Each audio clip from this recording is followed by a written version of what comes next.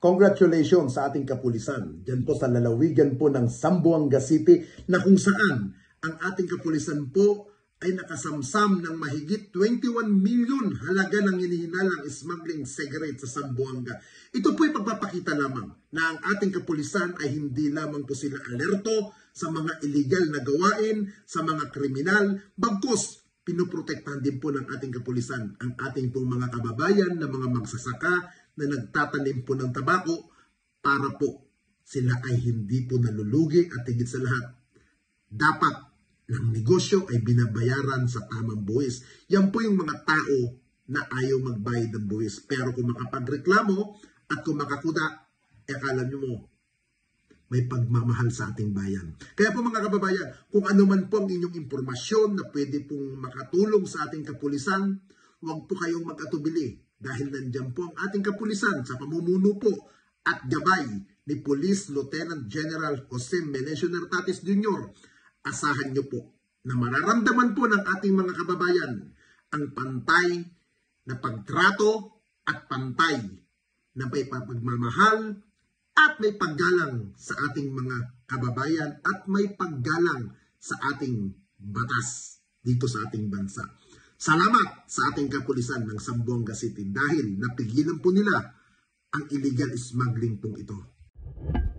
Nakapagpatala muli ang Philippine National Police sa ilalim ng pamumuno ni Acting Chief PNP Police Lieutenant General Jose Melencio Nartates Jr. ng isang malaking tagumpay laban sa smuggling matapos masabat ang tinatayang 21 million halaga ng hinihinalang smuggling cigarette sa Zamboanga City nitong linggo ng umaga. Dakong alas 9 AM ng November 30, 2025, nagsagawa ng operasyon ang pinagsanib na pwersa ng R2 RSU Lead Unit PNP CIDMU SIU RMMU 9 HPG CIDG S2 MBLT 1 at Bureau of Customs sa Port of Area Zamboanga City. Nasabat ang isang puting 6-wheeler with van plate number KBC 9341 na naglalaman ng humigit kumulang 300 master case ng assorted cigarette na pininiwalang ipinuslit sa lungsod. Kinilala ang suspect na isang driver 42 taong gulang at residente ng barangay San Jose, Kawa.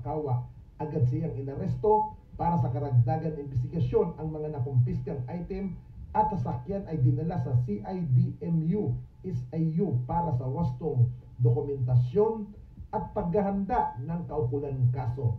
Isinagawa ang operasyon alinsunod sa interim guidelines on anti-agriculture economic sabotage. Tumulong ang personnel ng RMU 9 sa inventory, dokumentasyon at koordinasyon sa National Tobacco Administration NTE at Bureau of Internal Revenue BIR. Patuloy ang pagsusuri sa bagong formal na isasampa ng kaso para sa paglabag sa RA 12022 Anti-Agricultural Economic Sabotage Act. Pinuri ni Acting Chief PNP Police Lieutenant General Jose C. Nartates Jr.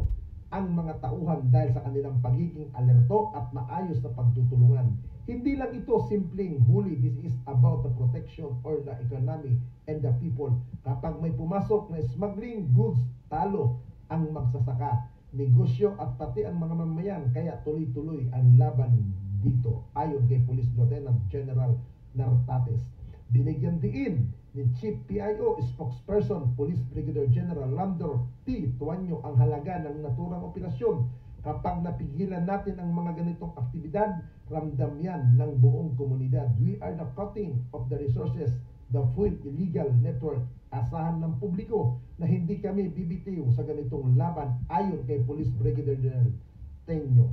Tiniyak ng PNP na magpapatuloy ang investigasyon upang tukuyin ang iba pang mga sangkot at posibleng mas malawak na grupo sa likod ng illegal na operasyon. Ang tagumpay na ito ay bahagi ng mas malawak ng kampanya ng pamahalaan upang protektahan ang ekonomiya at tiyakin ang maayos na pagpapatupad ng batas sa ilalim ng pamumuno ni Pangulong Ferdinand Romualdez Marcos Jr. na patuloy na nagbibigay diin sa pagpapalakas ng border protection, pagpipigil sa economic